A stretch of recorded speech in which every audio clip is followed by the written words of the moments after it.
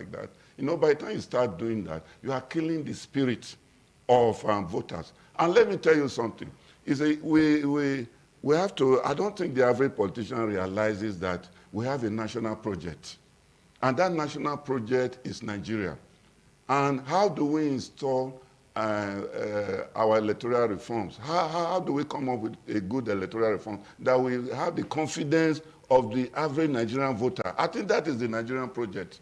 And by the time you establish that, it solves a lot of problems. You don't need 43,000 security agents, 35 police, then 8 from other sister security agencies. You don't need all that. If the electoral system is right, is in place, and it's practiced the way it's supposed to be practiced, you don't need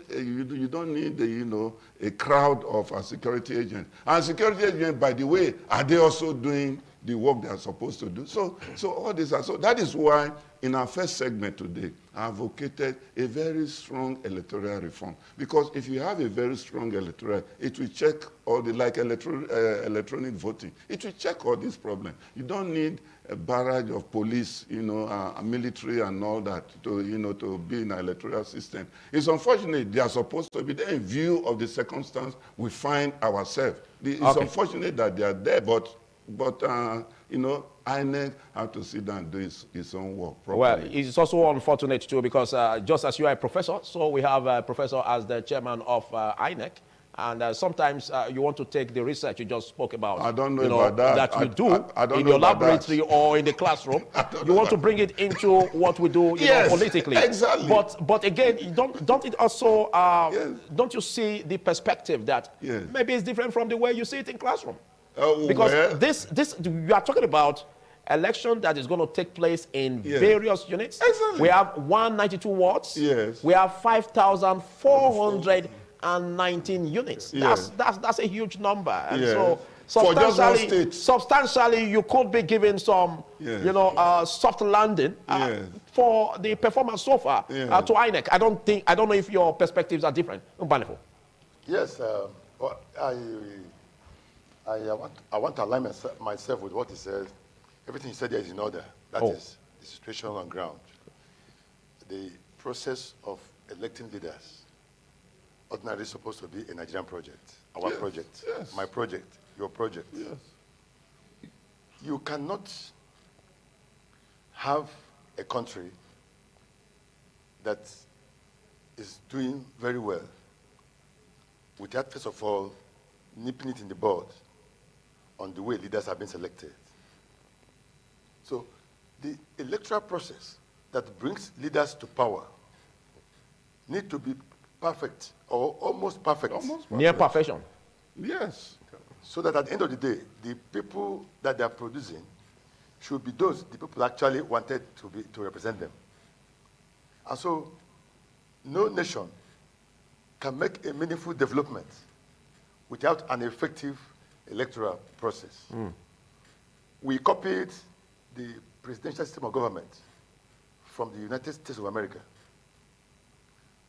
As much as we've copied this system of government, have we also been able to copy the way this government is run in these developed nations? Exactly.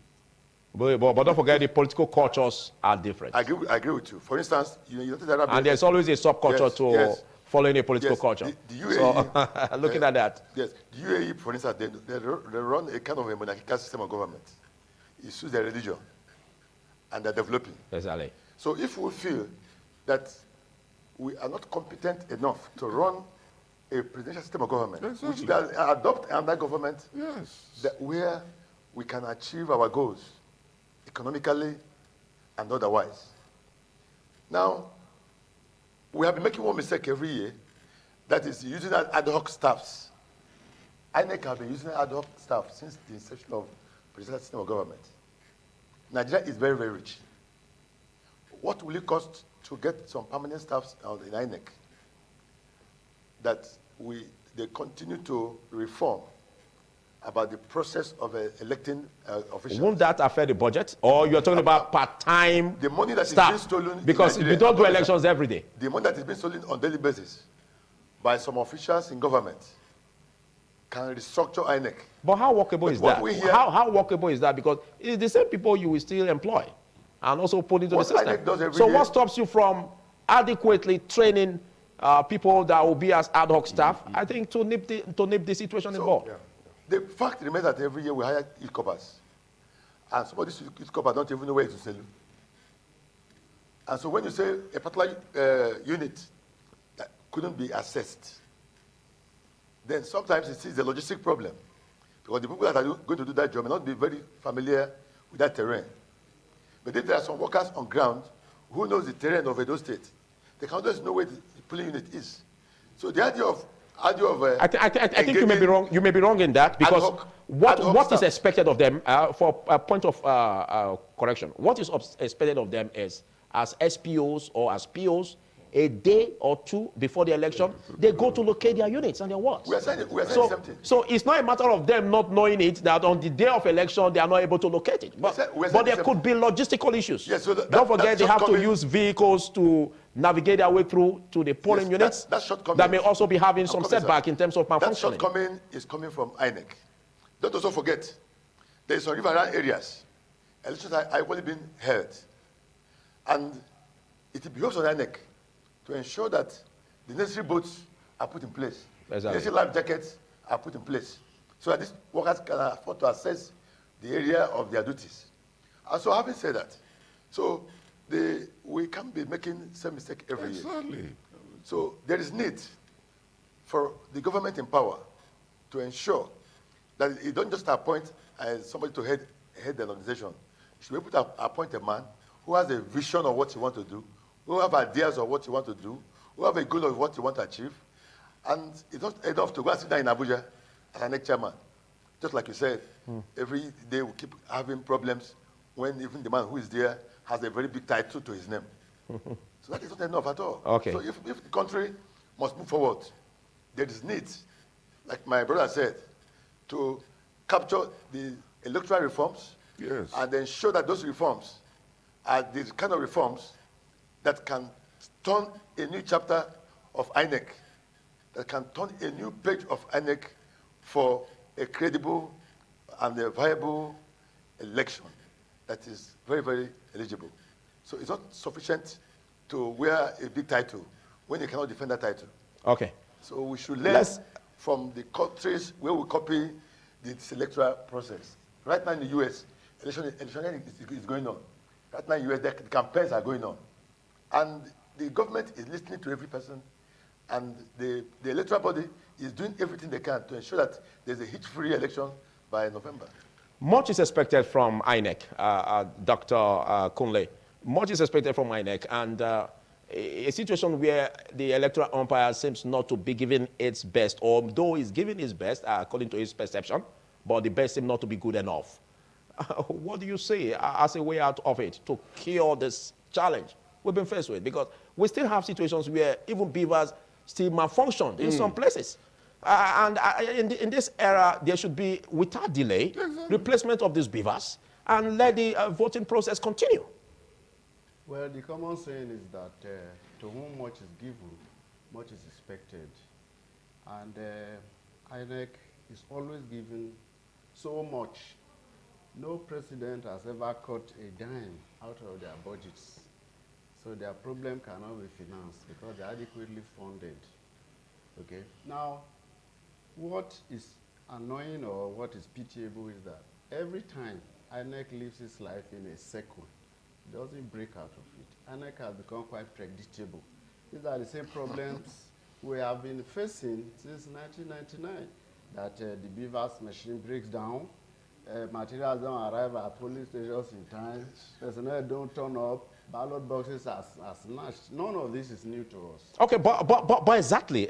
And we find these are human errors. Yes. These are discrepancies that are bound to take place. Yes. But the thing is, even why it happens, how fast are you to quickly, intervene, interrogate, to make sure that things are done quickly? Learning from the past. Yes, exactly, because we seem to see this lacuna. Yeah, so or do you think it could be deliberate? Let us take the items one after the other. The beavers machine, for instance, IC machine. Yeah. And then one on its own, it could malfunction. It could break down, the battery could run out, maybe it wasn't properly charged, it stops functioning. Or two, it may be programmed not to work beyond a certain point. Yes. So these problems of INEC are both, direct or indirect problems. Two, ballot snatching, ballot box snatching has been there. One would expect that around the polling booths, there should be, when we say security presence, we can see security everywhere. Where are they standing or where are they waiting? Such that somebody comes there, takes a ballot box, and is able to go away and is not apprehended. That's something that's difficult for anybody to believe. Yet, in that polling booth, you have soldiers, you have policemen waiting, and nobody apprehends. And you even have voters, some of them who are youths. So sometimes you want to believe that these things are, that they are planned, and that they have the support of some other persons. That's why you can't take, a man has a box, is walking or running away, you can't go after him. That's difficult to defend. Okay. And then a common problem also is that INEC tells you that some persons didn't turn up. That's why voting didn't take place in somewhere. You can have team A, team B.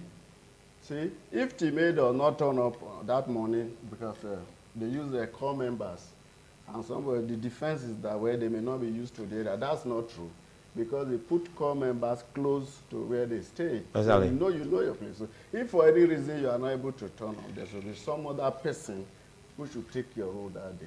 But I am also particularly uncomfortable with a whole world where voting doesn't take place. There's no presence of INEC officials. We do not know what has happened there. So these are the things that INEC, I expect, should have taken care of, because INEC itself has a research department. Exactly. Just like the one we saw, the situation room, yes. You know, where it was opened at the state INEC office. Good. And it's expected that all of this would have been, because we were really, you know, interrogating the correspondent right there that was present there, but we're not able to get strictly responses from the INEC officials in that respect. But again, let me come to you, Oyiwo. A lot has been happening, and even in the aspect of, you know, political thuggery, it seems not to be living, you know, our electoral process. And even why politicians even agree and even sign the peace accord. We still see all of these challenges facing us, even where some of them even sponsor these talks that impacts negatively on the electoral process. Now, it's one thing for election to have been conducted now. It's another for, you know, these results to go to the collation center. You know, you understand, we understand the beavers are there. The beavers won't just find their way down to the collation center. They must be transported. Now, what is your plea or for the government or for the process to have a better way of tackling this issue of insecurity of these electoral devices and sensitive materials to the collation center? Well, just as we have been identifying the various problems that have bedeviled the system, it will appear that INEC has not been proactive. INEC has refused to learn from the mistakes of the past. And then, like I said earlier today when we had the session in the morning, that there are three critical stakeholders in this electoral process for the purpose of the election that was done today. Yeah. The electorate, as the voters, the security agencies, and the INEC. And like I stated earlier, that INEC is on trial today because they decide and they determine how today is going to look like. Then for the area of snatching or thuggery that we experience in our various polling units, good enough, we have not recorded much today from the reports that we've gotten. There appears to be an improvement, I mean, in terms of what has been happening in the past with what we... So far, you mean? So far? So far. Because there comes a time, it's precarious at this moment. I agree with you. When, after counting, and then you go to the collation? Absolutely so. But the point must be stated very clearly here, that our security agencies should rise up to the occasion at this particular time, because this is the critical moment. A very sensitive moment. This is a very critical moment, the moment of collation of results. And all hands must be on deck, because if we do not get it right now, then all the efforts that have been put in, all the praises and the commendations or positive comments that have arisen from the reports that we've gotten, will come to naught if the collation process collapses. Okay, but should we even be envisaging or even thinking of this? It should be a waste of time if we are doing this. Yes. Because we have, according to what the IGP said, 35,000 policemen to a state. Yes. And then you also have 8,000 security agents from other sister agencies. Yes. And the military also being involved. Yes. So should we also not this fear? We should not entertain this fear. Okay. However, like we all agree here, there have been some human errors or human efforts. In spite of the so-called preparedness of the, Yes. For instance, we have talked about, materials not getting to particular polling units or certain SPOs not moving to the places that they are assigned to go to. Yeah. You will agree with me that these are issues that we need to interrogate and investigate. In some cases, don't be surprised, results will emerge from such areas that elections are not conducted. Exactly. And again, possibly, we find ourselves in a situation where people deliberately get away with what their wrongs and no consequences follow. Why do we have this? A situation where, like in the past, because I find it difficult, last year in February, we were here in the studio to analyze the presidential election and then the state's houses of assembly elections and that of governorship, except for EDO. But at that analysis, we had the discussions identifying the various problems associated with the elections. And it will appear that this issue of beavers not working, this issue of materials not getting to their polling units in good time as a recurring has been a recurring decimal. And I think because consequences have not followed in the past, for failures of these persons to address some of these things, they were where we are. We are now like someone sitting in a barber's chair, sitting in a perpetual state of motion devoid of progress. And that will not take us anywhere. I think we must investigate and then question those. INEC must give answers to some of these things that we are experiencing, because they have failed, because they have been given so much. They say to whom much is given, like Prof said, much is expected. If so much resources, funds have been given to you as a commission, and for God's sake, this is an off-season or off-cycle election, wherein the whole world is watching. EDO in the entire Nigeria is the one alone conducting election. Next month is Ondo State, and we cannot get it right. Then I wonder, 35,000 policemen have been drafted to monitor this election in Edo State, and then other security agencies about over 8,000. And if we had had a general election wherein election is being conducted in various states at the same time, then we'll have a bigger problem then in our hands. Because we won't have such manpower to be able to each state. So, but the good thing is that Edo is lucky. At least we have an off-season election, and then Edo has always been a litmus test for other states too to also follow. And then from what we are having and from the conversations, I believe that if INEC does what it ought to do, and then if those challenges that they have identified, they go to the drawing board, so that in subsequent elections, like in Ondo, they're able to address. We don't want to hear some of these things, because I know that ITV has been doing so well in terms of reportage and in terms of educating and then informing people about the conduct and progresses during elections, as they've been doing in the past. And we now sit down here again by next month, and then we are analyzing Ondo election, that they say, oh, materials could not get to so place, or that ballot boxes are snatched, and the rest of them. This will no longer be tolerated or kind of entertained. But as a country and as a people, we must get it right. We must do what we ought to do. Any person who is given an obligation or an assignment to carry out must carry it out to its latter. And then we must ensure too that any person who fails to carry out a task that has been assigned to him will pay dearly for it. And the person must be named and shamed. And then that will also kind of correct the negative impression and those who may want to rub off of the commission. And then finally too, there's a point I needed to make quickly, that in all this, hijacking, snatching, or thuggery, as it were, if we have a radical, like I mentioned in the morning, if we have a radical electoral reform through legislative intervention of the Constitution, that is by way of constitutional amendment, and then the Electoral Act, we will not be talking about most of the things we are now discussing. Okay. The issue of thuggery would have been dispensed with. The issue of ballot snatching and the rest of the insecurity, we don't even need to deploy policemen to come to a place. For instance, I take the Nigerian Bar Association as an example. We run an electronic means of voting. That is a mode of voting. You sit in the comfort of your home, and then you cast your vote. And when you do this, nobody knows who you have voted for. Nobody knows how you voted. Yours, before the time, there is what we call voters' education. They go around the various kind of regions to educate members on how to cast their votes. So that links are now sent by the electoral umpire, which is the electoral committee of the NBA. And then with that link, you are able to use it to access the portal, and then you cast your vote seamlessly.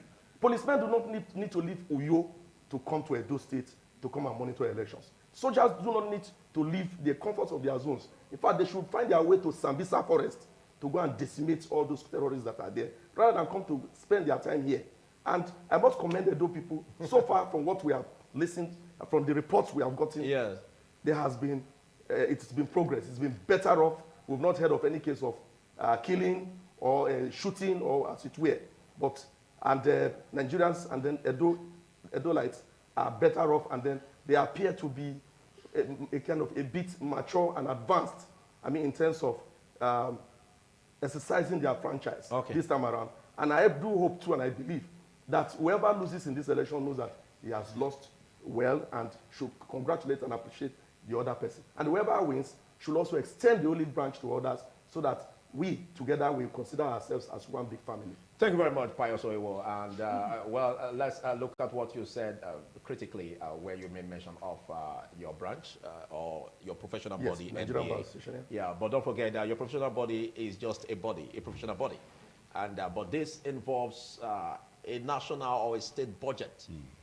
It appears the more the money that comes into the budget, the more difficult it is for us to get it right. Unfortunately. But unfortunately, the electronic voting will be cheaper than but we have. why are we not thinking that way? Because that's another challenge. Philip, I tell you what. Because it seems easy to profile solutions to this problem. Philip, I tell you what. I think if I have my way, the next chairman should throw in the towel and resign, because there are no business being there. You see, why he continues to be there? The party in power is favoring him, and that's why they are retaining. Otherwise, it's a total failure. He has failed completely. But don't you think that office, there's something about that office? That whoever comes in there, it's always difficult to Philip, change the narrative. I've not landed. Let me land. I'm still in flight. You see, I tell you what, you remember before the 2023 presidential election, and that was Senate and House of Reps, what did this man tell us? He said, oh, there'll be electronic voting system. All will be well as you vote in your polling unit or wherever. The thing is recorded at the situation room.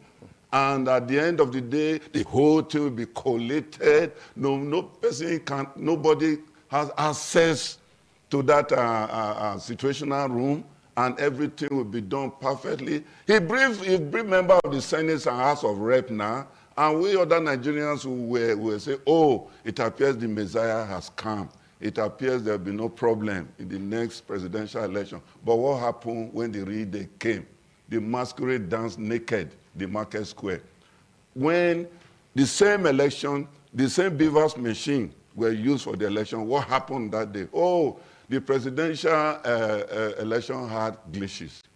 But the same machine that was used for House of Reps and Senate, there was no glitches. Everything just went smoothly. What are you talking about? Which means it's not reliable. Which means there is a problem. So I don't care whether it's a fellow professor. Let's find the solution. That's no, wait a minute. Which means there's a problem somewhere. Yes, exactly. You know, there's a problem somewhere. You see, if you have given assurance, there may be an explanation to it. If you have given NBC, you have to protect your organization. I appreciate that. You have to protect your organization.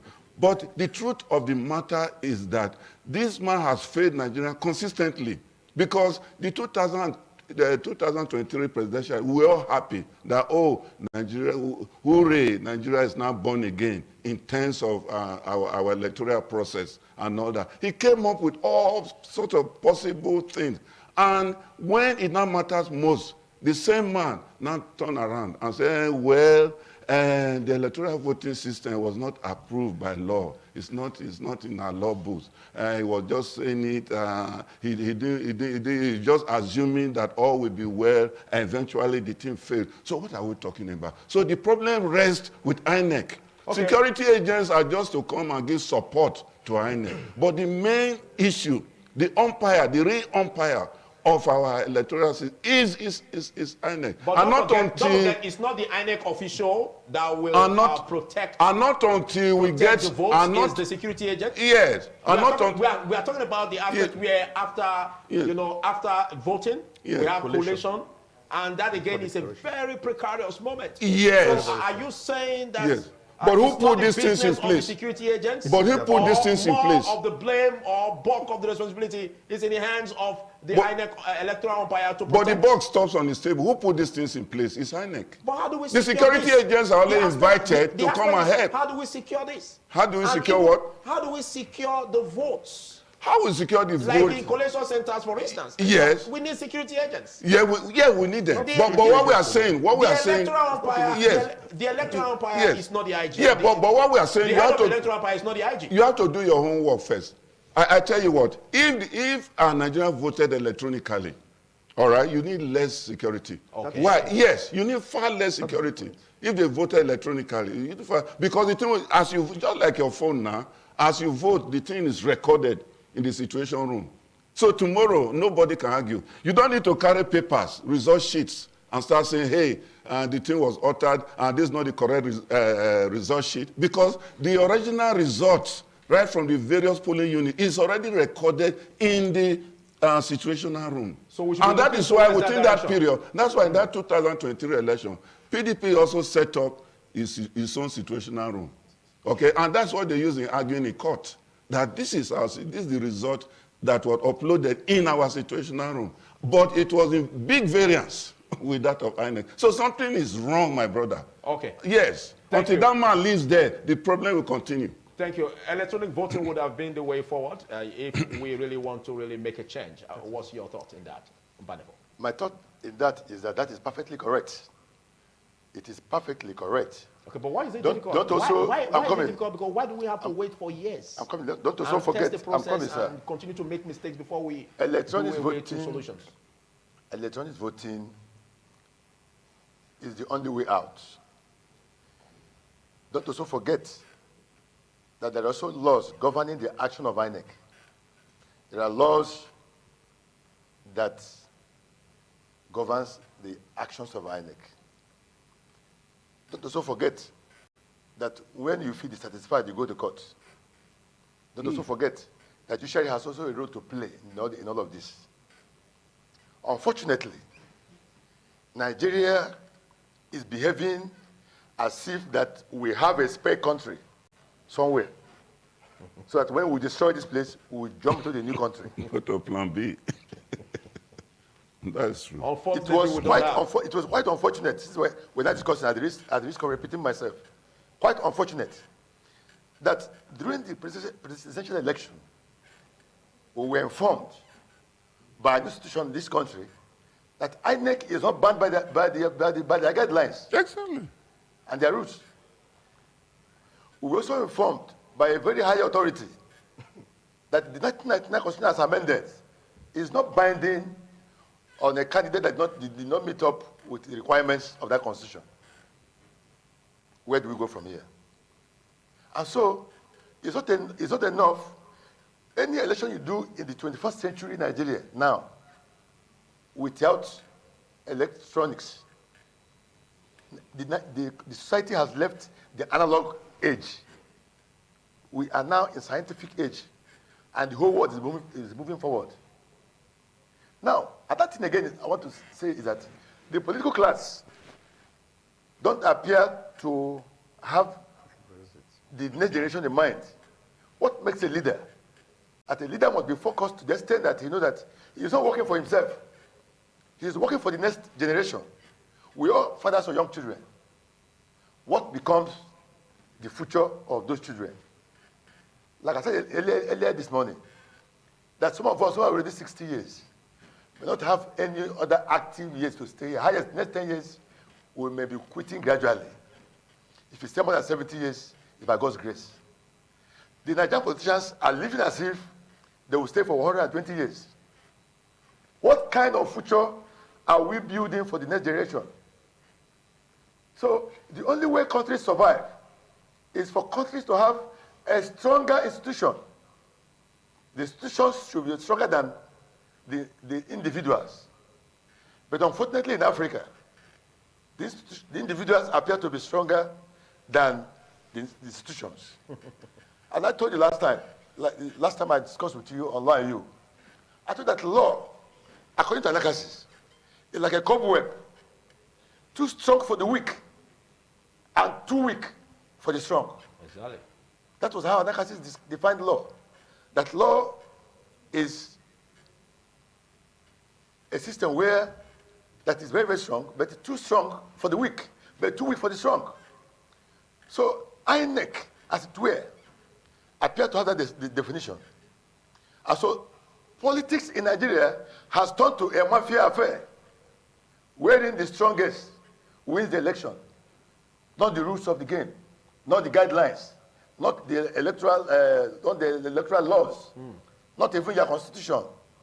It's the strongest man on the street that wins the election. And the rules me and you against our wish. Because that man who wants to emerge as a winner may not be the man we have voted for. And that is what we are all suffering today in this country. Okay. So today in this country, everybody's crying. You are buying fuel for 1,200 naira. You are buying a bag of rice for 120,000. You are buying 2 bags of yam for 7,000, 8,000 naira. You are buying, cannot even prepare tea. You can't be sure of breakfast for children at home. And the only way to correct this system is to vote, cast our vote for our candidate of our choice. But if the electoral umpire is not ready to do the needful, then all the efforts are completely wasted. Okay. And again, the priority of Nigerian politicians and even the umpire is not for these children that we're paying their school fees. It's for what they get within the shorter they stay here. If you have 10 houses, what do you do with it? The houses in Dubai, Abu Dhabi, the one in America, the one in UK, the one in Luxembourg. How many years do you want to stay here? And so the problem we have in Nigeria is misplacement of priorities. You're right. Misplacement of priorities. Yes. Okay. If you enter the road now, the big jeeps are packed because there's no money to buy fuel. Do we need those jeeps when we don't have food to eat? When we were growing up, our parents were having a little farms at the backyard where you can get vegetable, goat. If you have to pay a school fees, it says one goat and pay a school fees and all that. Those subsistence farming is no longer in anybody's house. Okay. Today, so we should chart a course for a greater nation. And that's the course we want to chart now. We are already charting. Big thanks to Barrister Pius Oyiwo for throwing this issue up on the crucible. And we must heat it up because you said it earlier. This is an acid test, or you call it a litmus test, but whichever way, acid test, to really see if democracy will work in Nigeria. And it worked in your profession, your professional body, NBA. It should work in Nigeria. So, but we're looking at the setback that may be accompanying, the aspect of electronic voting. Yes. Dr. Akunle, yes. You are a lecturer, and you've seen the intricacies and intrigues involved in network failures. Is Nigeria ripe enough for that? Well, the setback will not be just network failure alone. It will be essentially the honesty of the operator. Oh. Yes, you have to bring the issue of honesty in all this they're talking about. Who is that person that we can all believe in that will deliver the results as the votes have been cast electronically? Who is that person? We've talked about the INEC chairperson, who is not, as we have, some person has said, is not bold enough or strong enough to make sweeping reforms so that we can get good results. Who are you going to put in a voting room that will not tamper with people's votes? Because the issue of greed continues to arise amongst us. Somebody says that the people complaining that we have corrupt politicians is because they are not there. that when it gets to them, they are going to be more corrupt than those who are there. That it has become a national identity. So there's something about that office. That is a national identity. Now, somebody is going to ensure. Now, sorry, I go back. His association is enlightened, educated, and learned minds. Okay. And there are not so many. We are talking about. Are you saying learned minds, they are not corrupt? Because we are still battling. No, I was at the middle of a sentence. We are still battling with the bad eggs. I was in the middle of a sentence. As a result, it wasn't that hectic voting electronically because there are not that many. And then it will be difficult for you as a lawyer, enlightened person in society to see that your system doesn't throw up success. But if you talk about maybe 100 million Nigerians voting with their phones, there are very many throwbacks. One of them, that day you'll be surprised how a network provider will shut down a whole sector because they have been paid to do that. And then no vote is able to cross because they have been paid. They say, how much would you have made today? Assuming all your costs went through, say it's 200 million. They say, we give you 300 million, shut down the system. Yes, and nobody was. It's a problem with us. Yes, the corruption, the greed, level of greed is so all-encompassing that sometimes I look and say, is it that it is a hopeless situation? But I do know that there are some good Nigerians, honest leaders in some corners, who may not see the limelight because sometimes you need to be corrupt to get appointed into this position that require you to be corrupt for the success of some corrupt leaders. Yes. So you don't come. What an analogy! You don't get appointed. And that's true.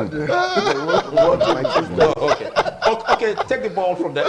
Well, I find it difficult to agree with Doc on the fact that the electronic voting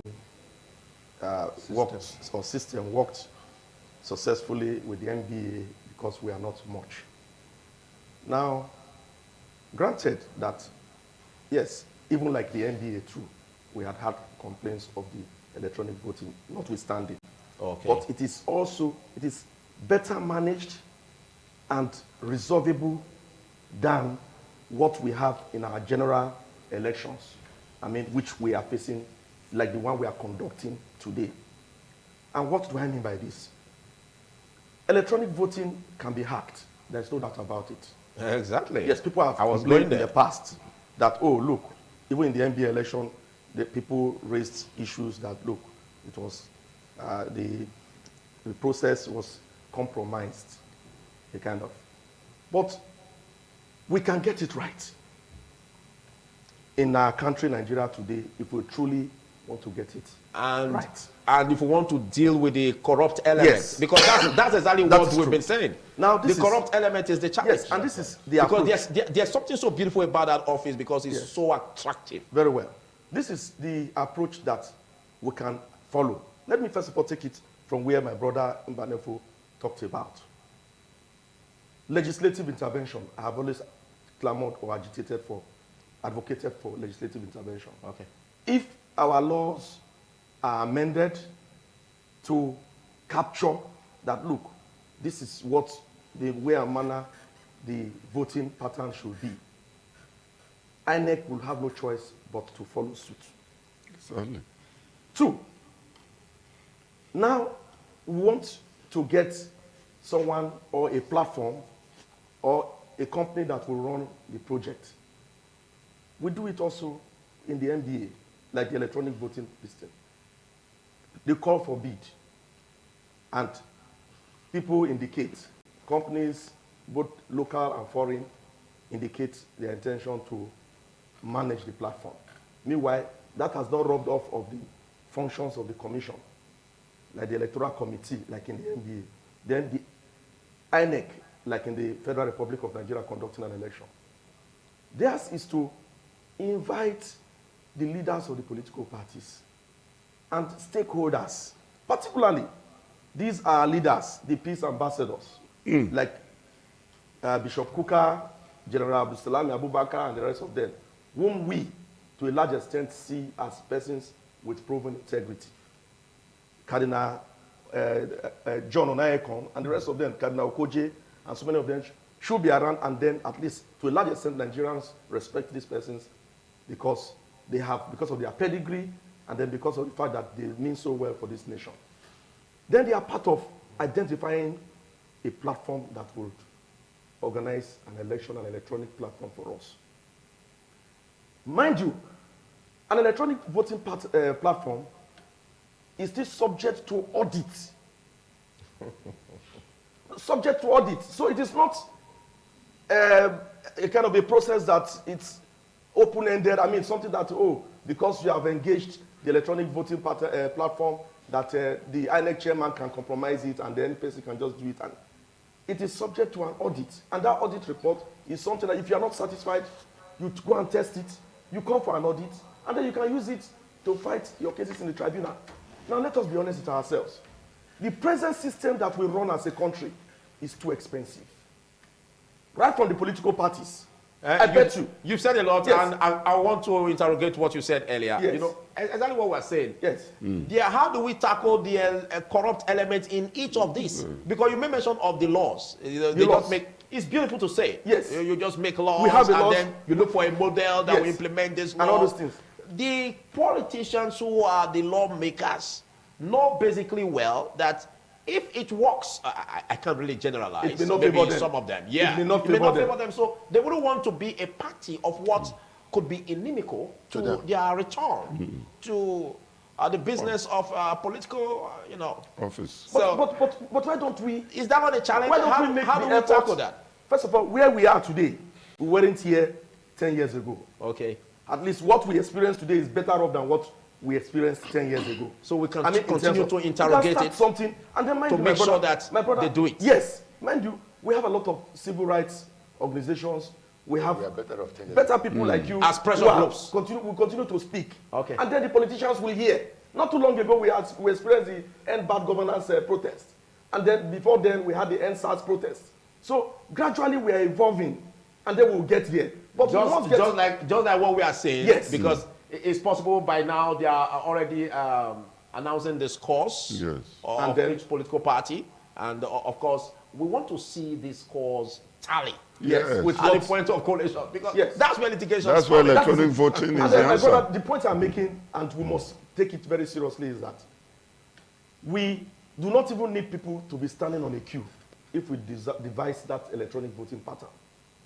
We do not need the security men, and we must tell ourselves the truth. If we want to hold our politicians accountable for their office, I've been elected as a governor, and you want me to carry out my duties as promised in my manifesto, then as a matter of fact, I should not be made to go through the rigors, the crucible, like spending so much money for my campaign and other things. You must agree with me that the politicians, all the aspirants in these 18 or 17 political parties spent huge sums of money. Yeah, particularly because in the long run it will be less expensive. Particularly in the long run, less expensive. Particularly more transparent. More transparent. You understand? And then, but again, like you said, the rain that fell today, like you said, the human factor. Yes. How do we tackle the human factor? And the rains that fell today. Somebody like even what Dr. Kunle said. Yes. Somebody may be there that will just get a command, shut everything down, and it goes down. But mind you, what we are doing today is modeled, and gradually we modeled our democracy after the United States of America. Okay. America is there already. Granted that, they are many years ahead of us, but we can start something. Many of our people travel outside. But don't forget, America is still battling with hacking. I agree. Even as developed as they are still trying to trace we have a and lot of investigate young boys in Nigeria today. Young boys. If I tell you that the strong internet men in this country are in this world, are in Nigeria, and particularly from Edo State. They can divide, we can get these people. How is it particularly from Edo State? They will empty our account. They will empty our account. We have 36 states. Okay, 36 so you can't say that it's from Edo State. We can engage them to assist INEC in doing what is right. Let us be honest with ourselves. And you speak like you know them. Those who do well in security are those who have been involved one way or the other in security issues or challenges. Okay. They are able to navigate and then tell you what the challenges are. I think you have made the mark. Yes. Let me help you here. The problem we are having in Nigeria is not even the way we vote. The problem we have in this country is that the Nigerian politicians does not want the country to move forward. Okay. No. Okay. They don't want us to move forward. No. Just like you said, you the anchorman, that the politician would not like to support a process that will bring him down. Okay, thank you. I want Professor Ejewere to take it from there. Yes. Before it comes to you. Yes. You know, there's what we because have. We are about how it's going to work. Yes, you know, there's what we call the BVS, isn't it? The banking thing. Yeah. Where it will capture. The BVN. The BVN, sorry. Yeah. BVN, where we capture everything about the individual. Why can't you also translate that one to electronic voting? Yes, because you have to be at least from 18 years old to be qualified to vote, isn't it? To own an account, yes. bank account. The BVN, yeah, BVN, you're correct. yeah, the BVN, we just capture the individual. So when you are voting, it's recorded. So you don't need INEC to go and start employing adult staff, sit down there, waste a lot of money and what have you. You know, they just go to your bank and even when government wants but to... don't forget what... Okay, go ahead. Even when government wants to distribute resources, if they also go through that source, they'll be able to get at least 80%, you know, of our credibility. You know, but this idea of modeling things up, you remember what INEC chairman said 2023. He said, well, there's no manual voting. It's electronic. And everything, through beavers, everything will go to this situational room. But what happened at the end of the day, they started using manual. And that was where the problem started. And parties did what? Capitalize on it. And they started filling all sorts of fictitious figures to the extent that a governor that's supposed to come forth eventually came first, courtesy of who? The Almighty Supreme Court. Okay. Which is very sad. Okay. But Professor, are you living the fact that every state or even the urban develops differently from the rural? Yeah. And a situation where we are relying on electronic voting systems. How do we tackle areas that may not be captured network-wise? That BVM machine has been so designed. It has been so designed that it can operate anywhere in the rural area. That's how it was designed. Remember vividly when there was an intervention program by the federal government in some far northern areas. They had to give them cash because they said that due to the challenges, logistics issues as regards how to get them money via their accounts, even some of them never even had accounts. And it could be, the possibility could also be that some persons may not even have phones. Yes. So is that not a way of disenfranchising such persons? Do you see it workable now? Or is what we could be looking at maybe in the next decade? In economics theory, if you are propagating one solution to a problem, okay, another problem occurs. Exactly. So it's a natural phenomenon. So you don't expect it to be perfect. By implication, when they know, for example, a neighbor in the same village, government pay 100,000 to his or her account, you know, the following day, the other people go and struggle to make sure that they open their account. You know, so that's the point I'm making. But talking more seriously, let's look at the institutions. When you say American democracy is thriving, it's institutions. It's institutions, because individuals, like you rightly identified when we're talking, that even American democratic system is not perfect. Fine, but the area of conflict is very, very minor. Very, very minor. Majority of people are happy. How many American politicians go to court compared to Nigeria here? In the Nigerian system, it appears the court now determines who wins election into our offices, no longer the voters. No, that's what it is. And that is dangerous. It's not the court. It's very, very dangerous. You know, there are I'm sorry, with special apology to my legal friends. We are getting there. The only people who are intelligent. But the professor is the INEC chairman. Professor is the INEC chairman. Indict us. So the professors are those that are yes, in collaboration with the judges. So the point I'm making. Our problem are the professors. We cannot be here indicting us. No, it's on the lighter note. Yes, but that's true. Cannot be the professor. Yes, it's the professor, not the lawyers. Doesn't make a forest. It's the professors. All the chairmen are professors. INEC chairman is a professor. Yes. Okay. The point I'm making, gentlemen, is on the lighter side. The point I'm making, of course, you should know that now. We know you were joking. Yes, exactly. The point I'm making, there are strong institutions in the U.S. and where other nations where democracy is surviving. But Nigeria, we don't have strong institutions. One, the INEC is supposed to be the umpire, is not doing its work. The security agents that are even supposed to play less role, they are not doing it. Then you also have all these other agencies that play one role or the other, including the courts. You know, they are not doing that. You see, you still remember when Biden, you know, when there was a sign that when he eventually won the presidential election, you know, before you know it, the institutions have started doing their security, have started giving security. They've gone to his house already without. He has not been sworn in. You know, they took over his residence, you know, and anywhere he's going to is the army aircraft, you know, was always taking him to because the institutions are what? They are doing their job the way it's supposed to be done. Okay, thank you. But we don't have such things here. Thank you. We have reports that collation of election results have commenced. The PDP governorship candidate, Dr. Aswe Igodalo, voting center. But well, let's take your aspect. Yes. Let's take your thoughts. Yes, sir. The way forward or going forward. No.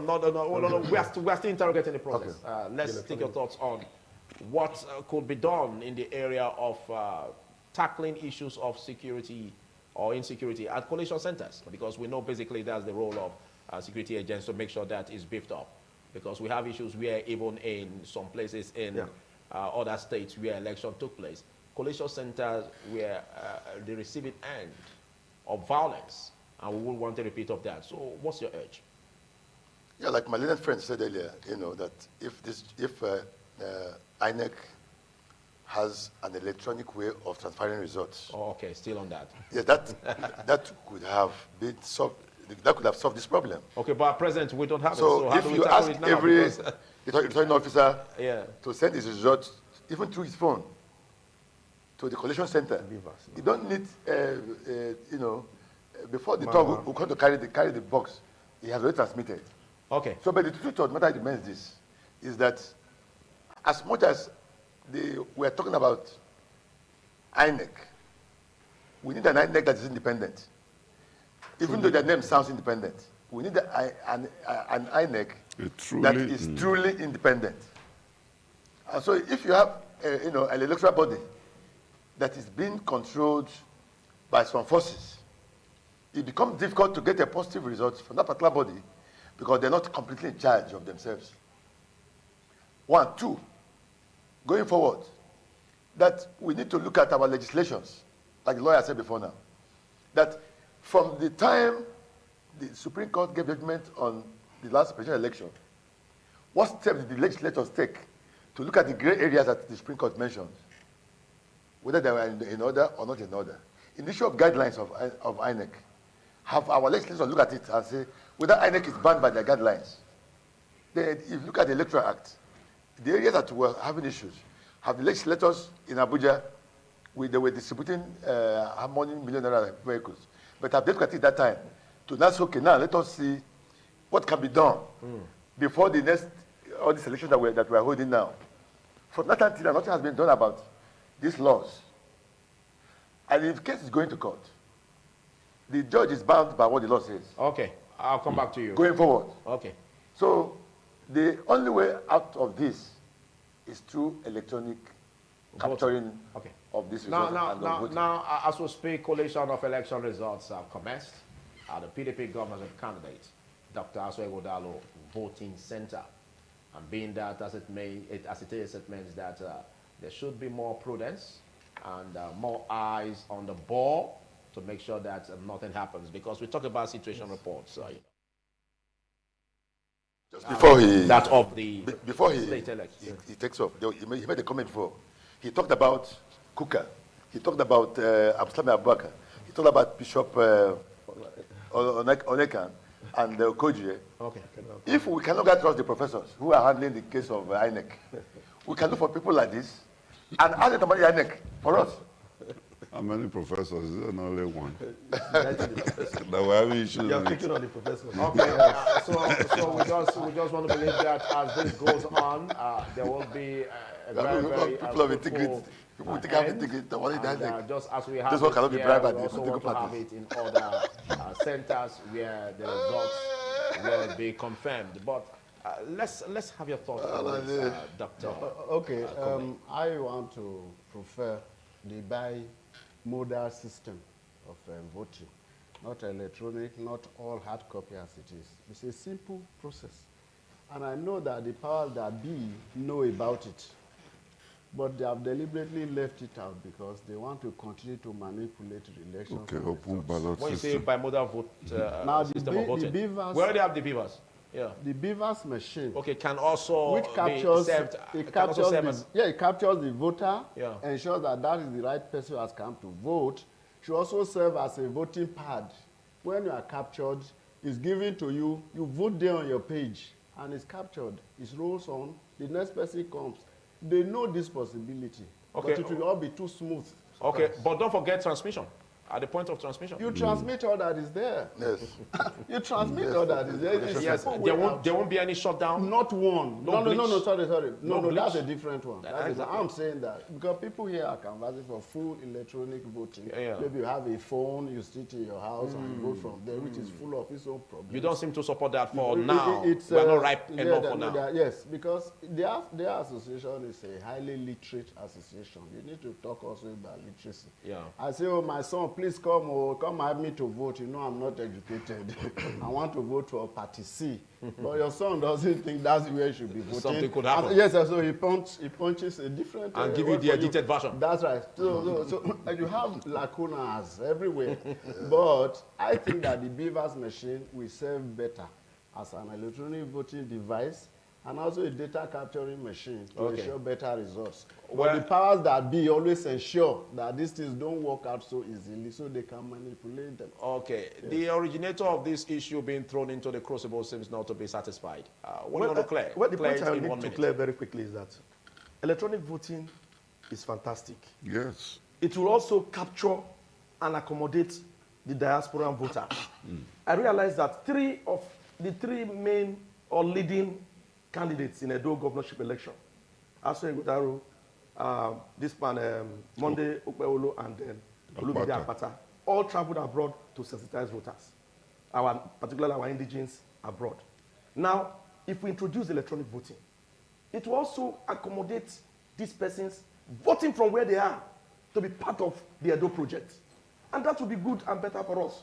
But I want to make this point very carefully, that while we are doing and proposing electronic voting, I'm also not pushing aside or dispensing with collation electronically, and then, which is the transmission, and then the manual transmission too, having it in paper. The case of Oyetola and Adeleke, Senator Adeleke, is one that will guide INEC in everything that they are doing. Exactly. If you go through, if you read that decision, jubilation here. Yes. Sorry, Leo, for cutting in. We could see jubilation here at the unit where the result was announced, but it's not the responsibility of the presiding officer in that unit to declare any party a winner. Absolutely. But from the result being announced, some who heard about it already know the winning party in that unit. Now, it becomes a challenge. Yeah. Absolutely. After this victory at this point, something turns differently. Yes, it's strange. And that is where the challenge is. Yes. Now, the ball is at the step of INEC and the security agencies, collation. We are the collation center. I started my discussion here by saying that we are in the most critical aspect of the election. Yeah, where anything could happen. Yes, anything can happen now. So, INEC must do everything possible to do what is proper and what is fair. Otherwise, minimize the security situation. Because most times, those who try to create a kind of a tense security situation or anarchy in a collation center are those who feel that they have been surcharged or they have been a kind of treated wrongly. But if the proper thing is done, INEC would have its job done seamlessly, and then the result will eventually be declared. Okay. So as much as possible, we must plead and urge INEC as an electoral umpire that has started a good job from morning, not minding some of the challenges that they had, which we have identified, that they must complete this assignment that they have started since morning, despite the odds of the rain and every other challenges that they've had. They must conclude it now by doing a proper collation. I believe that the security agencies that we have had, if the 35,000 policemen that have been deployed to Edo State, and then the soldiers that were on Sambisa and other areas to come to Edo, are around the collation centers, no security will be compromised. Because that's quite a huge figure. Yes, it is. So we must get it right, because now all eyes are beaming on INEC. Okay. The electorates, the electorates and then the voters, they are no longer part of what we are doing now. Okay. At that stage. Okay. At the initial stage in the morning, the voters, INEC, and the security agencies were stakeholders. At this stage now, voters have been asked to go home and then or wait behind and wait till declarations of result. So we are waiting for INEC. We are pleading and hoping that INEC will do the right thing, and then the security agencies, of course, should also assist INEC, because they are partners in progress for this matter, so that we can have a process, a seamless process that started since this morning. Thank you, Pius. Mr. Moderator, you're asking a question. There's a question I want to ask, but the lawyers are here maybe to interpret it or put. I thought if the result, the way people voted, is filled in the what you call result sheet. Yes. Are they not supposed to say, party A scored this because they have agents there? Party A scored this, party B scored this. Is there anything wrong with that? No, there's nothing wrong with that. There's But you cannot now declare. The score. You cannot declare.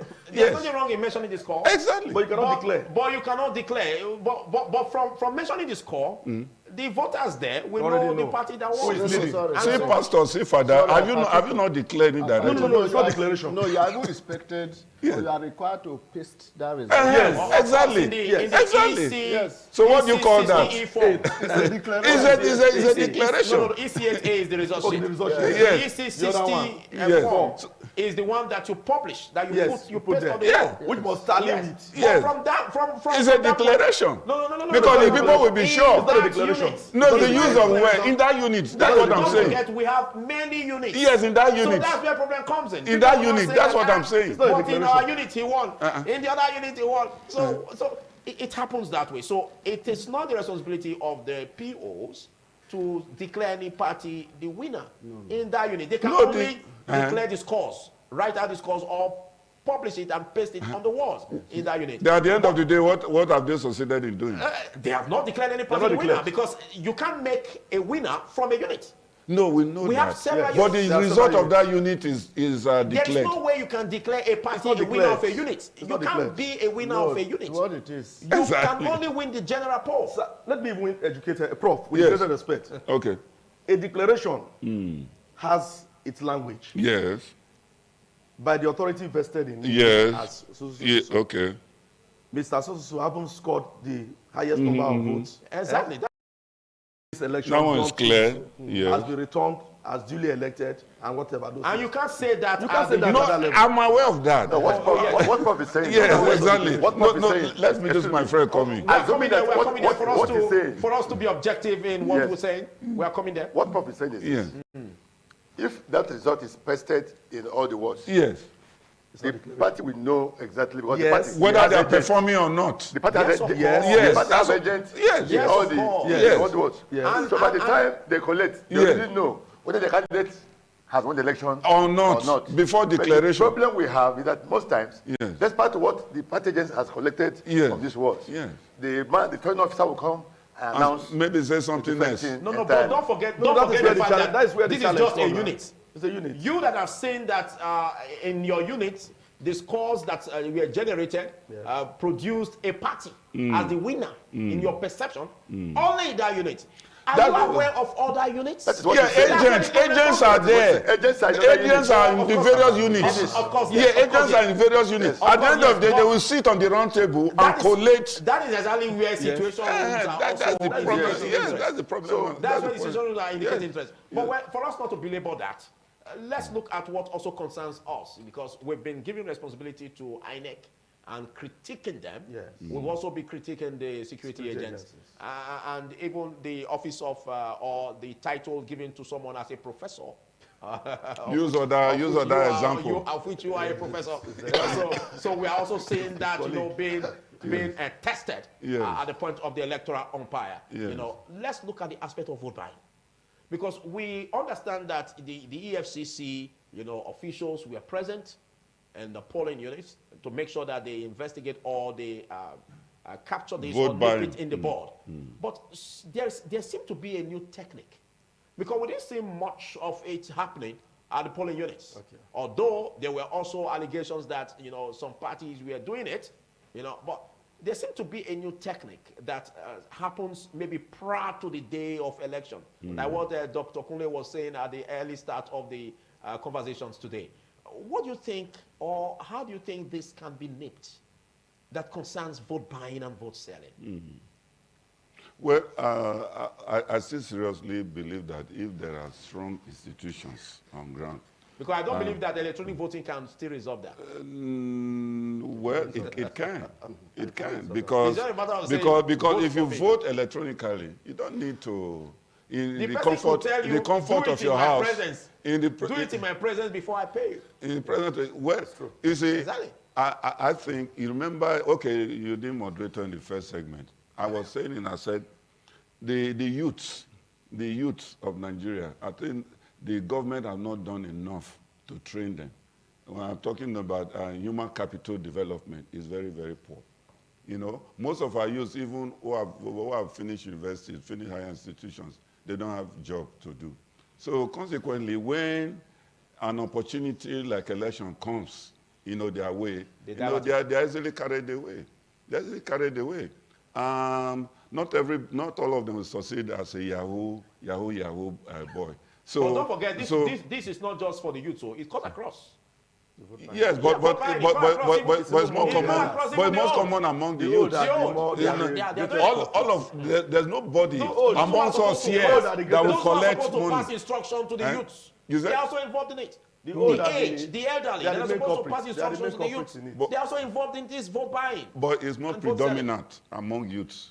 Because an elderly man now, you say he has to accept money to... No, it's more predominant among the youths. That's what we are saying. So what we are saying, in a sense, government has a lot of work to do, because it's like you improvise the youths. You don't train them, you don't give them jobs. So when they see elections like this coming, either they go and they'll be ready for snatching ballot papers and ballot boxes, or they'll cause confusion during collation exercises and all that. Then vote buying, they also participate in vote buying. So I think the Nigerian government has not done enough for the youth in terms of ensuring that they are employed. At least what about values being passed to the children by parents? At least put them through some skills. What about values being passed to the children by parents? It's like Okowa. When Okowa was in government in Delta, what he did, he had this entrepreneurship program, whereby youths were recruited from various local governments,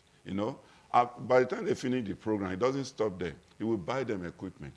If you are in hairdressing business, he will buy you the heater, buy even generator. You are giving them generator. Those in catering thing, he will buy cooking gas and what have you, Then he will now also give them money to go and rent a store, so that they can start. So that is a practical approach to it. And that will reduce the youth's, involvement. Yes, so if that is done, I think it may not be eliminated completely, but at least it will control it. Because you seem not to be getting a nod from your co-discussants. Yes. Because when you said that, I could see the expression on the face of Dr. Kule. Yes. I think you will have your time to speak, but speak to what he said. Do you concur? Yeah, yes, Doctor has, Prof has made his point. And to a large extent, it's very correct. I also agree with you when you say that it cuts across youth. Because other ages. Yes, other ages. Because the truth of the matter is that times are very difficult. It is only a strong economy. Yes. Wherein people are comfortable, when people are earning revenues, to be able to pay their bills, to be able to feed their families, that you can flash them this money on their face and they will say no to it. A man who is hungry, or a woman who is hungry, can take anything and damn the consequences. Because of high unemployment. So the ruling class has so impoverished the people. That is it. That they have no choice than to take whatever is on the table. And that is one of the causes of this. Unfortunately, all of us are involved because we are not even we are pretending as if we don't know what is happening, but we all know what is happening. When you say all of us are involved, yes. Are you including us here? Exactly. Or only you? All of us are involved. I'm not involved. Okay. You are talking about vote buying. How many jobs have you provided for people around here too? You are talking about vote buying and you say everybody is involved? It can't be everybody. I didn't say we're involved in vote buying. I'm talking about how to empower the society. Okay. How to empower the society. Okay. We are all involved in empowering the society. Okay. Yes. Better word. It's supposed to be our duties to see how people around us are comfortable. When these people are not comfortable, they can take anything from any person and cast vote for anybody that gives them money. And it's very dangerous. It also brings back us again back to square one. Okay. Or take us even more backwards. Okay. And there's no way you can stop this if the economy is still the way it is. So the only way it behoves on the leadership to see how they retool the economy, provide jobs for people, exactly. Ensure that things are working very well so that people can afford to earn a living through genuine sort of income. Okay. That's just a problem. Okay, thank you. So without that, it will be very, very difficult to nip in the bud because I don't even know how many people that EFCC will arrest. And it appears in this election, what tactics they devised in giving out this money was different from the previous ones that they were being arrested at the scene of the Okay, let's get your views, Dr. Kunle, because you seem not to be at the same page with Professor Ejewere's belief is that our youths are not properly engaged, properly trained with skills where they can employ themselves, and as a result, they are prone to such vices as so you don't money for vote buying. And that if they had, they may not accept such monies. First, there's no end to deposits. Having more. Yes, there's no end to say, no, I have enough, I don't want to take more. I think that it's an endemic problem. The values have so crashed. Exactly. Parents don't bring up their children. They say, don't take this, don't take that, do this, don't that. No, everybody, even parents are telling their children, go out there and get it yourself. Mates are getting the value now is you can take their money and vote your conscience. That's right. Exactly. So how do we handle that? Because you can take their money and vote your conscience. They go further to say the money is even your money. Exactly. It's your money. Take your money and vote whoever you want to vote. But it's not good for the years that votes are being sold at the polling booths all over the world. It's not a right thing that should be mentioned as a part of Nigerian elections. It's not. I think we should. Okay, go ahead. Then, sorry. And then the EFCC, we are told, have been sent around polling booths to arrest. Yes, exactly. Arrest whoever is buying or whoever is. But while we were on break, I took a little walk, and I found that there was a gallery of vote buyers stationed far away from that polling booth. I don't know how you go there to vote and come identify to them who you voted for. You get a handout. Okay. Yeah, so they have simply moved the bazaar from the venue of the voting to somewhere close by. People still go to get money. But I ask myself, I have voted whoever I have voted. Why do you think the money you are giving to me pays me for voting your candidate? You do not know who I voted. Who I voted for. So there is this disease that is always been there. Give people money when they vote. And that's what they do. We call vote buying. But I don't think it's effective in buying anybody's conscience. Okay. Yes. Let's look at the way of criminalizing this. It's a criminal offense. It's already provided. It's one of the offenses identified in the have you seen convictions? Exactly. Because that's where we have a problem. Well, there have been convictions. If some are used, it will serve as deterrent. Yes, there have been convictions, but very few. And those involved when you say convictions, you mean people have been sentenced? People have been sentenced to years imprisonment? Yes, for this. But the unfortunate thing is that the number is very negligible. Minute. And because it is difficult to have... When you say people have been sentenced, with an option of a fine? Yes, with an option of fine. You should be saying that, there shouldn't even be an option of a fine. Painfully, we find ourselves in a situation and in a country where those involved in this act, this criminal act, are members of the ruling parties, the major political parties, who can intervene once you are arrested, so that you do not go through the rigors of prosecution. For instance... Because that's the first guarantee they will give to you. For instance, you are a member of a leading political party in this country. I don't want to mention names. And you are arrested and prosecuted. In fact, they may not even prosecute you. The leaders will come and say, it's one of our boys. And before you know it, that case or that charge is dropped. And that is how we continue to find ourselves in a messy situation. That's the element of corruption we're talking about. The corruption we're talking about. But again, flowing from what we have been discussing, vote buying is going to be difficult to eradicate or eliminate. Even in electronic voting, it may be higher. Unfortunately, I am the advocate, and I've been saying it here with all courage and pleasure, that this electronic voting is the best for us, because it is cheaper, the stress and everything is done away with, and so many disadvantages that are associated with what we experience today in the general election, in the normal INEC election now, which we experience, are not found in electronic voting. And why do I say this? The electronic voting, because the way we do it in the NBA, for instance, too, the voting starts, the platform opens at about 12 a.m., midnight, and rolls over till 12 a.m. the following day. 12 noon. That's, no, not noon.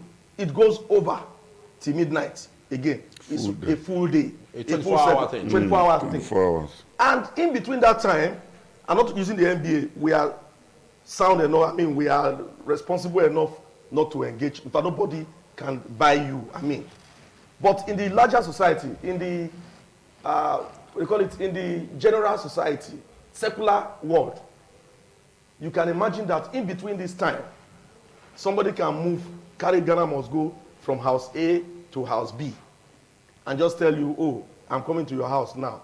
Just tap this thing. And then once I am sure that you are voted, take your own.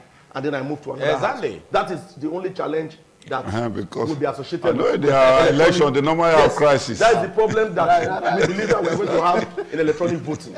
However, like Doc said, and I think that is the views of the other panelists, this issue of vote buying has to do with the norms, values of our children, the way we are brought up, and all whatnot. Unfortunately, if you are well brought up, if you are somebody whom the government has deliberately impoverished, you will be thinking between, do I accept this money, or I should not accept this money? And the moment you don't accept it, the person believes you didn't support, you didn't even vote him. Even if you wanted to vote him, vote that candidate. But because you didn't accept the money, they conclude that you did not support them. Meanwhile, it is your orientation. I brought up my children well not to accept money in this form. Even our religious institutions have not also helped matters. You go to churches, you go to the mosque, they preach. Yes, I have no problem with the sermons and the preachings that they render to members. But they will also tell you when it comes to the issue of vote buying, that look, collect their money, but don't vote your conscience. And again, the issue of conscience comes in too. Why should I collect money from someone and then still vote against the person or vote my conscience as you name? So it is better you don't even collect the money from the person at all and resist the temptation of collecting the money from the person and then tell the person straight away why you will need to vote quietly and then do your voting. But don't forget, it's difficult to do that if someone is really impoverished. Yes, exactly. But again, there are some persons that even yes, with I agree with you. 500 but my brother, unfortunately, they are going to also unfortunately, jeopardize their I hear the highest of the money that they are sharing now is 15, 20. Of course, we listened to the PDP governorship candidate during the report. Yes, as he alleged. Yes, he lamented that money, yes, as he alleged, monies were being paid, money were being, voters were being induced and the rest of them. And it's an unfortunate thing. I wonder why voters in this age and time will still allow themselves to be. And the amount he mentioned was 15,000. How many liters of fuel will 15,000 buy? No, the person who took 50,000 perhaps doesn't ride the car. Doesn't have a car. Yes. So how much will that? That's if the person that is receiving that money has a car. Yeah, that's right. But you should be thinking of how many days will that 15,000 take him or her how many to days? use public transport? How many days those that have will cars that have even packed taken? it. And then we ask ourselves too. When it comes to election time, we are the greatest problem of ourselves too. When it comes to election time, the political parties, the major political parties, begin to provide vehicles that will take us around town on FOC. So we are the cause of exactly. And the politicians take advantage of our weakness and say, look, these people are completely down. They are impoverished. So anything we give them, particularly in the villages, what they do now is they give salt, they give Maggi, and then people are happy and then they go and cast their votes. So unfortunately, we do not want to change. Maybe it's going to be difficult for us to have. We need an institutional change, and then we need to improve on our values so that we'll be able to get it right. Otherwise, we go nowhere. Thank you. I take that as your final comments. Can you make your final remarks in 30 seconds, Dr. Konde? Okay, we've been here long enough, and we can predict the Nigerian electoral system. And I can tell you in total confidence that if you say we should go by way of electronic voting, they are going to work it such that vote buying becomes more attractive and easier. They'll tell you just press number 3, and that's your vote. You get an alert on your phone. So it will be difficult. That's what you mean. No. So it's going to encourage vote buying. Okay. Yes. Once you press number 3, you get money in your account. And that is between you. I take that as your final remarks. Let's get the final remarks on this, Mbanefo. Yeah, thank you for this opportunity given for us to express our views about this election. My final comment here is this one, that we need an INEC that is really independent. Like my learned friend earlier suggested, we need to retool our legislation to capture the real reality. We need to look at the laws and then see how we can amend the laws to capture the new reality. All right, thank you. And we have to appreciate the fact that we also have to look at our value systems. Thank you, thank you. Just like we're talking about the vote buying right now. Okay. And of course, always bear in mind that this country belongs to all of us. Okay, Professor Tony. And that we are working for our children who will take over from us. Thank you. So Professor it's not Tony. about us. It's all about our family and our children. Okay, your final comments. How independent is the Nigerian Independence Commission? So by that, I think the government should build strong institutions, strong electoral reforms. And when that happens, INEC will have less job to do, and we shall enjoy a better electoral system. Thank you very much, Professor electoral system, and all will be well. Thank you. Thank you, Barrister Mbanefo. Big thanks, Dr. Kunle, and big thanks to you, Barrister Pius Oiwo.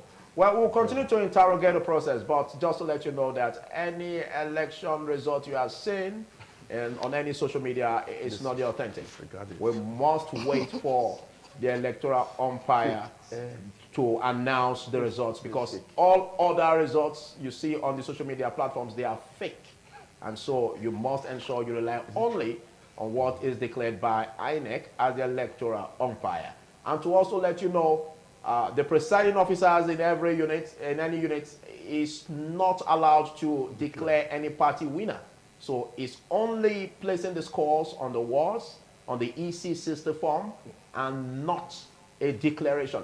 So we'll continue to interrogate the process as EDO decides, and we are basically looking forward to how the collation is going on.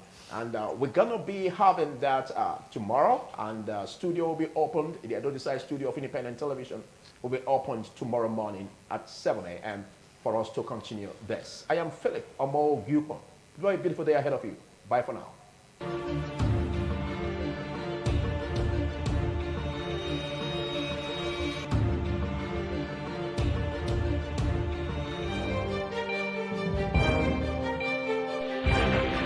This is ITV. Certainly the best.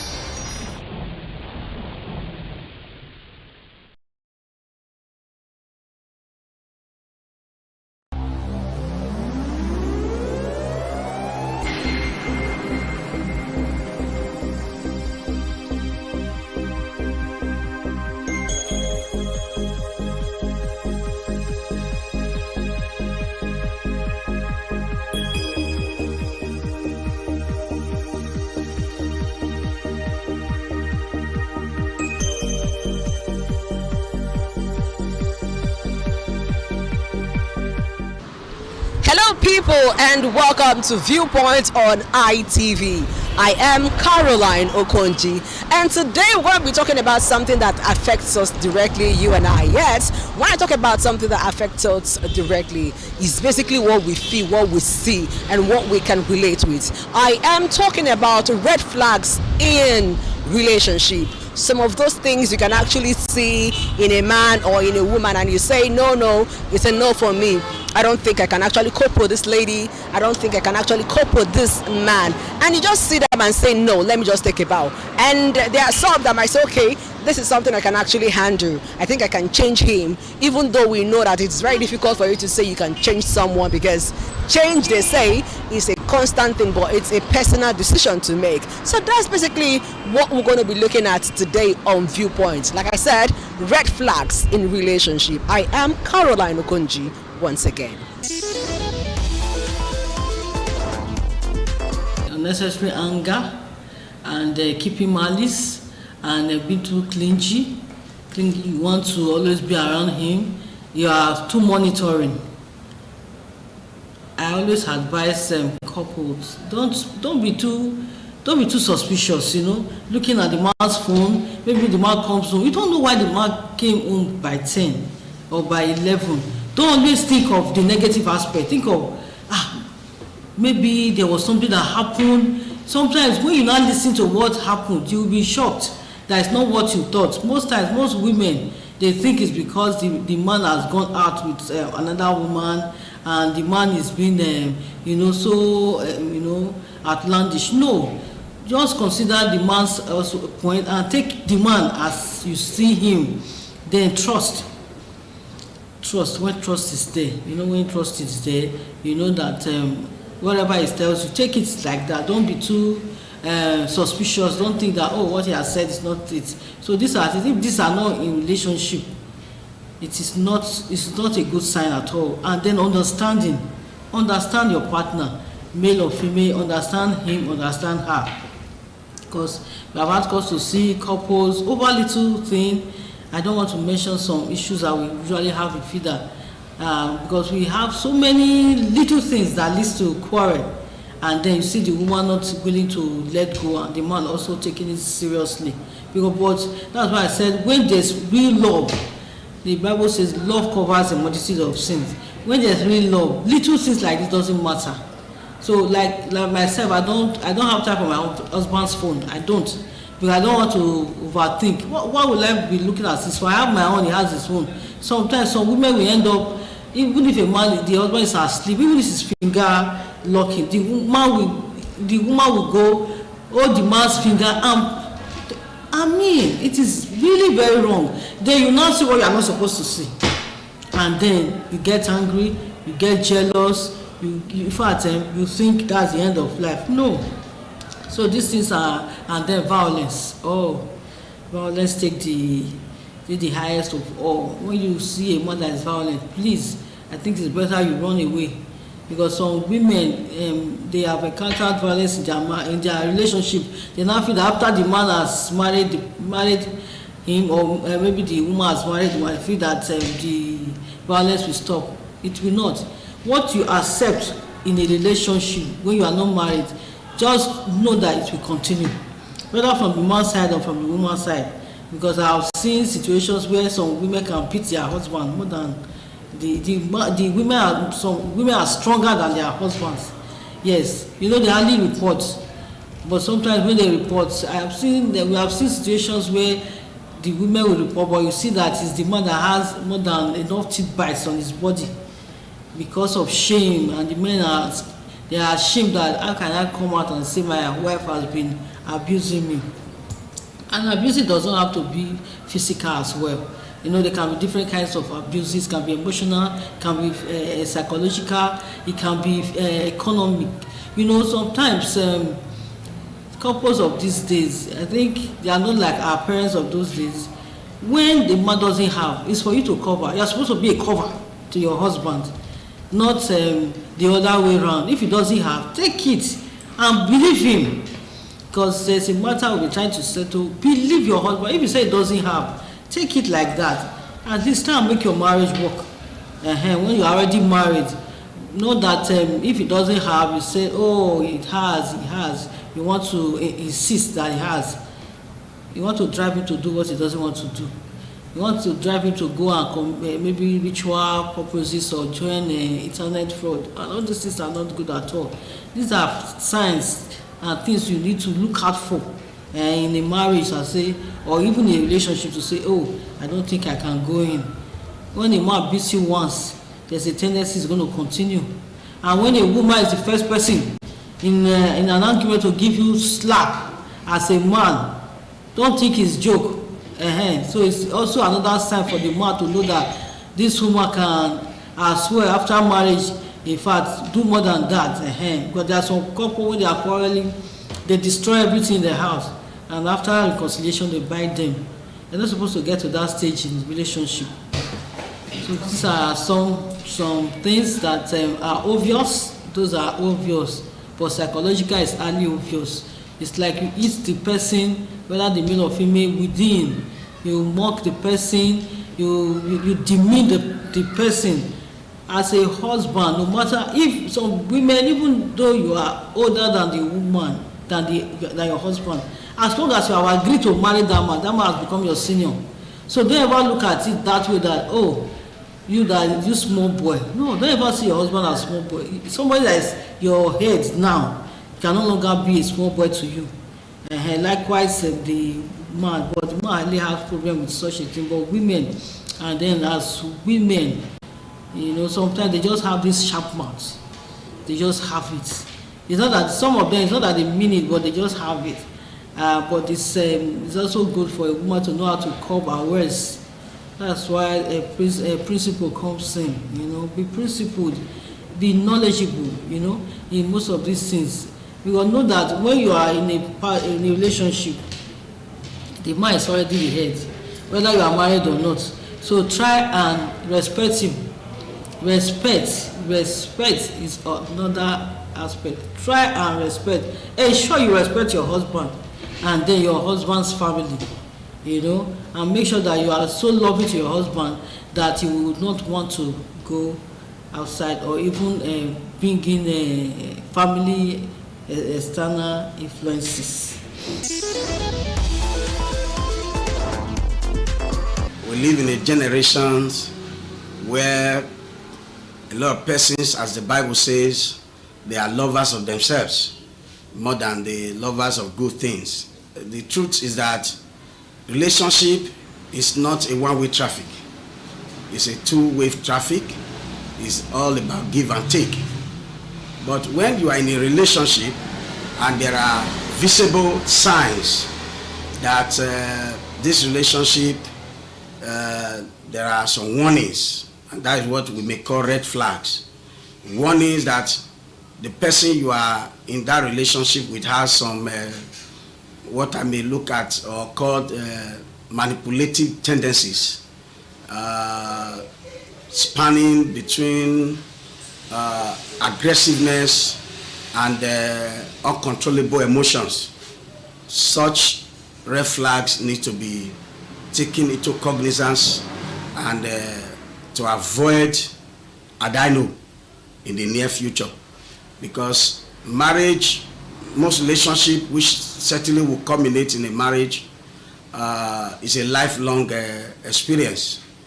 Marriage is not a 100-meter race. I will look at it as a marathon. It goes on and on and on till life do us part. Be that as it may, what are those red flags that one should look out for? I think the first among them, which is very, very important, is the character, by way of how does this person handles situations. If I may say, let it go down to the aggressiveness of that person. Does that person have that tendency of excessive anger? That is a red flag. That is a red flag. Excessive anger is a red flag. And of course,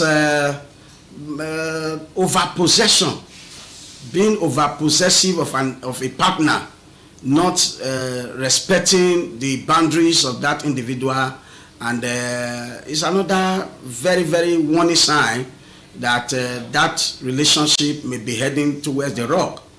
Then another vital red flag that one need to take into cognizance is the act of lack of trust. Yes, when there is no trust in a relationship, I mean total, absolute trust, that relationship is heading towards the rock. And lack of trust is one of those red flags that need to be looked at. We can go on and on and on and on. But let me quickly bring in that one can also, apart from being cognizant of this red flag, looking at them, you must also know the way out. Yes, the first and foremost is that if it's becoming a recurring decimal and is not able to be put in check, the first thing is to quit that relationship. I will advise, because if you believe that this person will change over time, it may end up in marriage, and that person will now become a slave of that manipulation. And again, another aspect, way out, is that seek spiritual guidance. Don't just go into a relationship with the belief that I will change this person or it will change over time. No, you must seek spiritual guidance, because marriage in itself is ordained by God.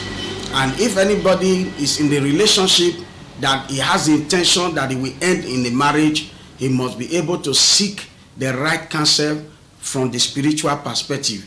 Be that as it may, I want to say here and now, if you are in a relationship and you are having that narcissism by way of over-control, over-possessive, emotionally imbalanced, not able to put your aggression in check, I think one should also seek some spiritual help so that it will not go beyond bounds. In the first instance, I was about going into the other aspect that some persons may call yellow flag, the mind aspect. Yes, such persons are who have that kind of, or who may have that trait of that yellow flag, as it may. I will call them slow poison. Forgive me for the use of that word. Slow poison in the sense that they can silently wreak havoc, and without notice, they can just flare up, and before you know it, the deed is done, and they will start regretting thereafter. That one is a very, very subtle one, which any partner who sees it once in a while should be very, very careful, because it may not be a recurrence issue, but once in a while it can just come up. Take for example, a relationship that have not graduated into marriage, I mean it has not been consummated, so to say. You are still in courtship, and the partner raise up hand to beat the other person in public, or to assault the other person in public. I think is a very major red flag that if it is ignored, like you said, any red flag that is ignored, the consequences are devastating, because the emotional trauma, the traumatic experience that partner will go through, he may not be able to come out of it so easily. And we have heard of situations where some partners even take their life because of that emotional stress.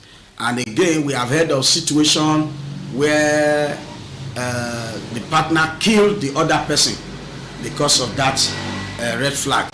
I think a case in hand is the skit makers that we heard of recent, who told the husband international passport, though they said they were content creator. But if that has to be in real life, that already is a red flag that, if not put in check, though the marriage is already on, but if not put in check, that kind of anger can create a situation that will lead to death. There are so many red flags that we should actually take into consideration. There's the abuse. You're in a relationship and the guy slaps you first time. After some months he slaps you the second time and he says, "I'm sorry, I didn't mean to, you got me angry." Or is it the man that is stingy with money? He is not financially responsible himself and he cannot cater to your needs. So the issue of money is very important in relationship. It's something that you need to look at to determine whether it's something you can cope with. Or then there are those that are very jealous. They are very possessive, and so most times they tend to isolate you from your friends and your family. It's a red flag. Drug abuse, it's a red flag. So any of those things that are happening and you tell yourself when we get married that we change him, there are red flags that you should run away from. Then when we are talking about financial attitude, you also have to look at the man's financial attitude towards your finances, the man's attitude towards your own finances. So does he get jealous if you have money? Does he make him start to clam up or get withdrawn? If a man is comfortable with you having money, then you are safe. But if a man gets jealous when he knows you have money, until that money is exhausted, he's not happy, then there's a problem.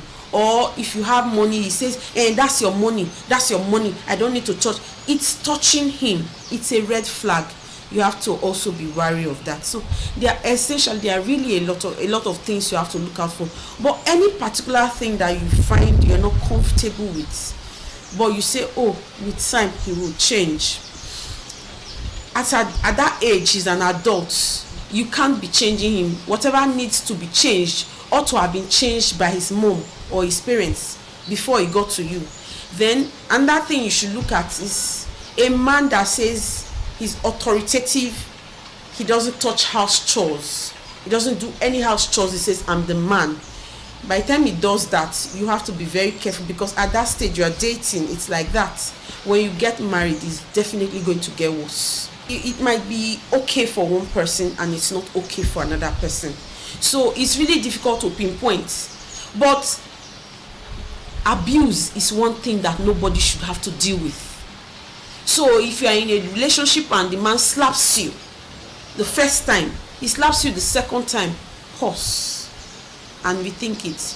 A lot of women are dying from abusive relationships. And if you are dating and he can hit you, it means that he's going to do more. He will pummel you when you are married. So that is that. When the man is too authoritative, he doesn't let you speak. He doesn't let you air an opinion. And he says you should be seen and not heard. It's a big red flag. That's not something you should play with at all, because it will definitely get worse in the marriage. So even the finance thing, because a lot of marriages that we have issues with, that we have to try to resolve in FIDA, a lot of the disputes that come to us, they are about maintenance of the children. So if a man from the get-go, when the relationship is just starting, he's not able to take care of you, he doesn't make efforts to take care of you, it's a red flag.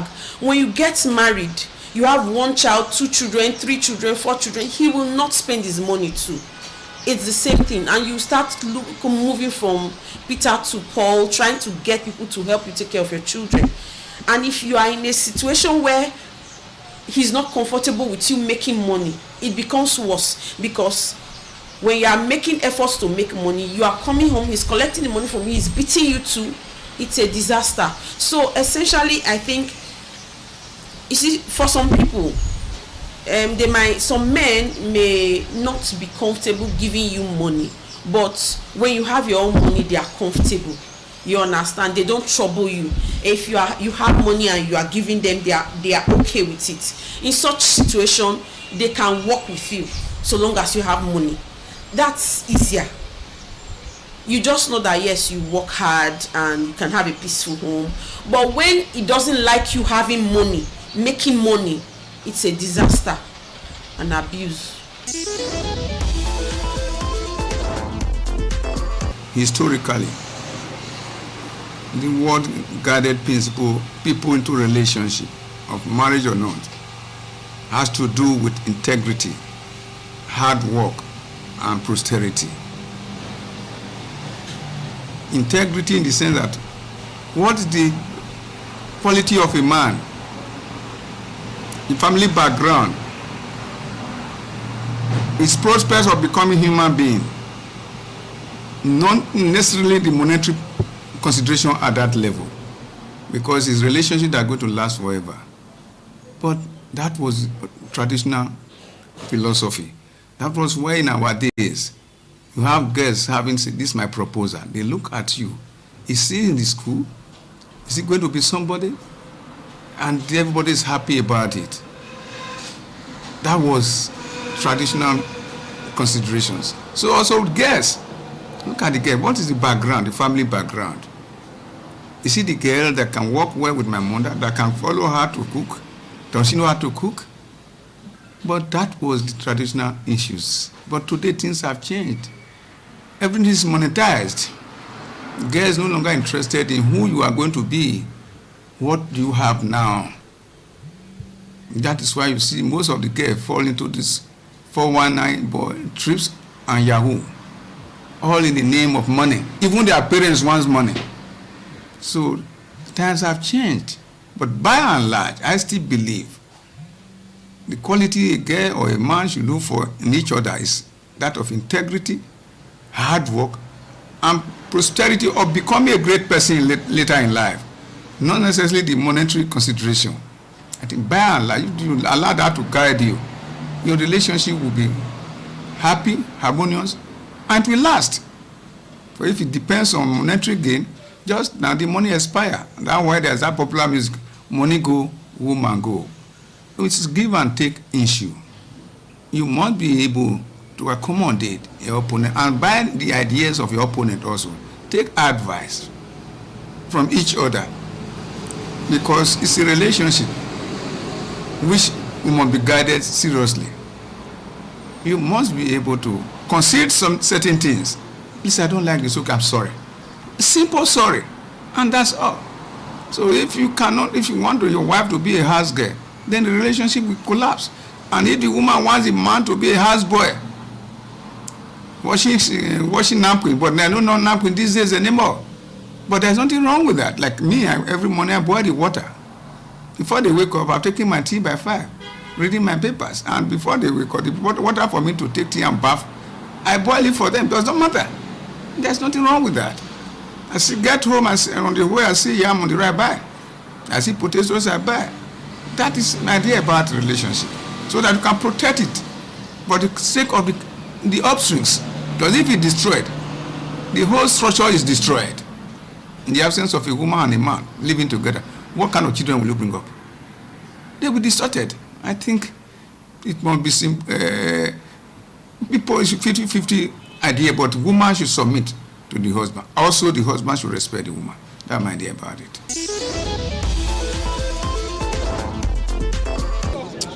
Any form of abuse, mostly physical or emotional abuse. At my age and with the experience I've had, those two is a big no for me. And I cannot be with somebody that is not intentional about me, about my growth, because me loving you is being intentional about your growth and your benefits too. So the bottom line is reciprocation.